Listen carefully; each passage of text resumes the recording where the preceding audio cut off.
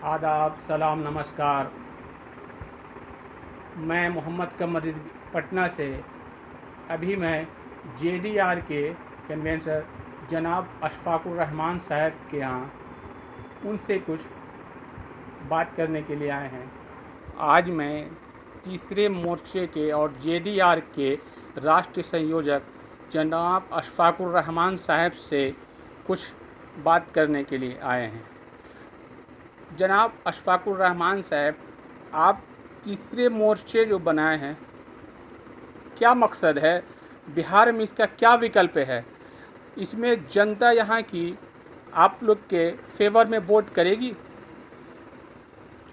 देखिए, जनता दल राष्ट्रवादी अपने आप में एक लंबे अरसे से संघर्ष कर रही है और हमारे जो अभी नए बनाए गए doctor Ranjan Prasad Yadav national president जो बनाए गए हैं, उनके आ जाने से पार्टी को बहुत बल मिला है। और रही बात तीसरे मोर्चे की, तो जनता दल राष्ट्रवादी पूरी तरह से भागीदार है तीसरे मोर्चे के, जिसके अध्यक्ष हैं हमारे यशवंत सिन्हा जी। ये वो नाम है जिस पे आप भरोसा कर सकते हैं। और बिहार की जनता पहले जो संकल्प लिया गया है, संकल्प के साथ स्वयं विकल्प हो जाता है। अभी जो मौजूदा सरकार है वो 15 साल से हुकूमत में है और जो तबाही मची हुई है, तो जनता एकदम से उनके खिलाफ है। और जब खिलाफ होते हैं तो आप ये बात को दिमाग में बिठा के रखिए, तो एक नई दिशा की तरफ ही चले जाते हैं। और नई दिशा देने के लिए माननीय यशवंत सिन्हा जी ने जो ये मोर्चा बनाया है, ये बहुत जल्द आपको एक हुकूमत की नज़र के हिसाब से नज़र आएगा। हुकूमत बनाने में ये कामयाब हो जाएगा।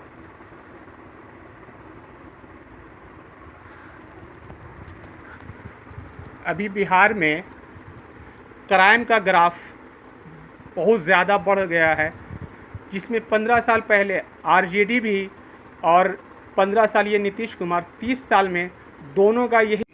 तो अब आज की स्थिति में ये कह सकते हैं, और तीसरे मोर्चे में वो तमाम क्रांतिकारी विचारधारा के लोग इसमें शामिल हैं जिस पे जनता का विश्वास रहा है।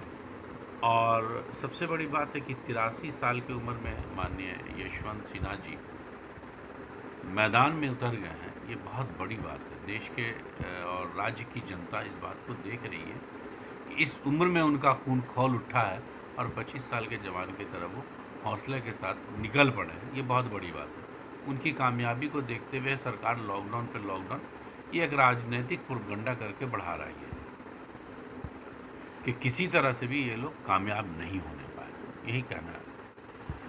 आपका भी राजनीति में 10 साल से आप भी हैं, बहुत ही माहिर और बहुत ही पुराने हैं। आपको क्या लगता है कि आज जो लॉकडाउन हुआ है, गरीबों को कोई पूछने वाला नहीं है, सब तरफ से गरीब ही मर रहे हैं। नीतीश कुमार लॉकडाउन कर रहे हैं, लेकिन आज गरीब रोड पे भटक रहे हैं। सबको बाहर से बुला लिए, लेकिन किसी का कहीं से भी कोई किसी तरह का सहारा नहीं बन पा रहा है।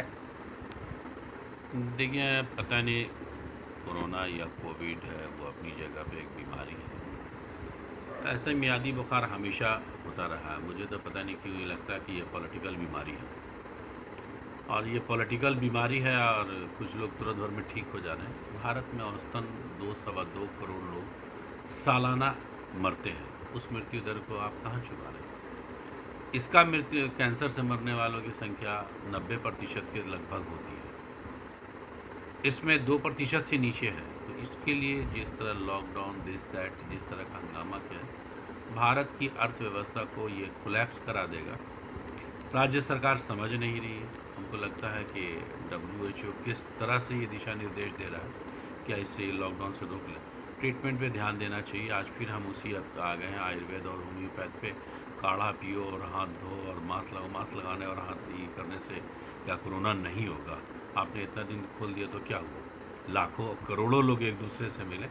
1000-200 को 2000-4000 अगर बढ़ रहे, तो ये कोई बड़ी बात नहीं है। इससे सारी बड़ी बड़ी बीमारियां हमारे देश में पहले से हैं। ये एक पॉलिटिकल स्कैंडल साबित होगा आने वाले कल में, और कहीं ना कहीं पूरी अर्थव्यवस्था को चौपट कर देगा। सरकार तो एक्साइज डिपार्टमेंट और पेट्रोलियम पे आए दिन दाम बढ़ा करके अपनी वसूली कर लेगी, लेकिन अपराध का ग्राफ बढ़ जाएगा, क्योंकि सरकार का नियंत्रण जनता पर से ख़त्म होता जाएगा, विश्वास ख़त्म होता जाएगा। ये उनके स्वास्थ्य लाभ की बात नहीं कर रहे हैं, उनकी अर्थव्यवस्था को चौपट कर रहे हैं, नौकरियां छूट रही हैं, कारोबार बंद हो रहे हैं। ये बहुत ही विकराल स्थिति आ जाएगी आने वाले कल को। सरकार बिना सोचे समझे, माननीय प्रधानमंत्री 8 बजे रात में आते हैं, 12 बजे ऐलान कर देते हैं किसी डिक्टेटर की तरह। ये बहुत ही गलत है।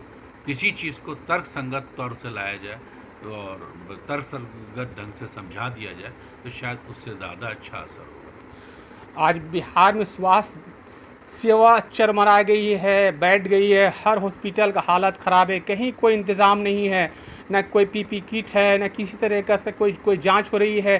पेशेंट लोग छटपटा रहे हैं। देखिए, बिहार सरकार भ्रष्टाचार में इतना लिप्त है और सत्ता का सुख इनको इतना ज़्यादा है कि 15 साल के बाद भी इनको तो स्वयं राजनीति से संन्यास ले लेना चाहिए था। जो कुछ ये कर रहे हैं कि पुनः हमको लोग वोट दें, मुझे तो लगता है कि नीतीश कुमार जैसे आदमी को राजनीति से संन्यास ले लेना चाहिए था कि वो पूरी तरह से फेलियर है। सारी चीज़ें चरमरा गई है, किसी चीज़ पे उनका कंट्रोल नहीं है और उसके बाद भी वो कुछ और सोचते हैं अगर, तो बड़े अफसोस की बात है। आज माननीय तेजस्वी यादव और चिराग पासवान बोल रहे हैं कि कोरोना की वजह से इलेक्शन कमीशन के पास जाएंगे और इलेक्शन को पोस्टपोन कराएंगे। यहाँ कोरोना महामारी की वजह से तीसरे मोर्चे जनाब अशफाकुर रहमान साहब, आप क्या इसके फेवर में बोलते हैं? हाँ बिल्कुल, अगर इस तरह से देखिए, मैं किसी भी इलेक्शन के पोस्टपोन करने के इसको, चूँकि वो जो प्रजातंत्र में जो प्रक्रिया है वो चलती रहनी चाहिए, लेकिन ये इस तरह से नहीं चलना चाहिए कि हर महीने महीने आप लॉकडाउन कर रहे हैं, 6 महीने से लॉकडाउन और इलेक्शन। बिल्कुल ऐसी स्थिति में आपको इलेक्शन को आगे बढ़ा दिया जाना चाहिए।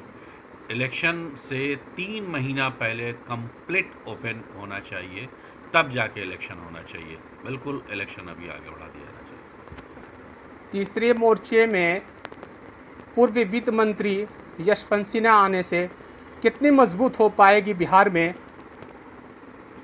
देखिए, यशवंत सिन्हा के आ जाने से लोगों में एक उत्साह का माहौल है। खुद हम लोग उनके साथ हैं और हम पूरी तरीके से चाह रहे हैं कि सब लोगों से जनसंपर्क जनसंवाद बढ़ा लें, ताकि जो जहाँ तक हम नहीं पहुँचे हैं वहाँ के बारे में, लेकिन जहाँ तक हम पहुँचे हैं वहाँ पे बहुत ज़्यादा विश्वास है लोगों में और उम्मीद की एक किरण दिख रही है।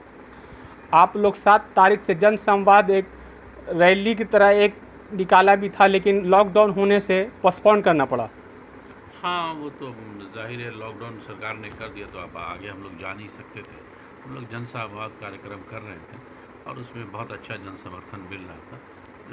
लॉकडाउन का अनाउंसमेंट, जाहिर सी बात है कि हम लोग विधि व्यवस्था से किसी तरह का कोई ये नहीं कर रहे, हम सभी लोग वापस आ गए।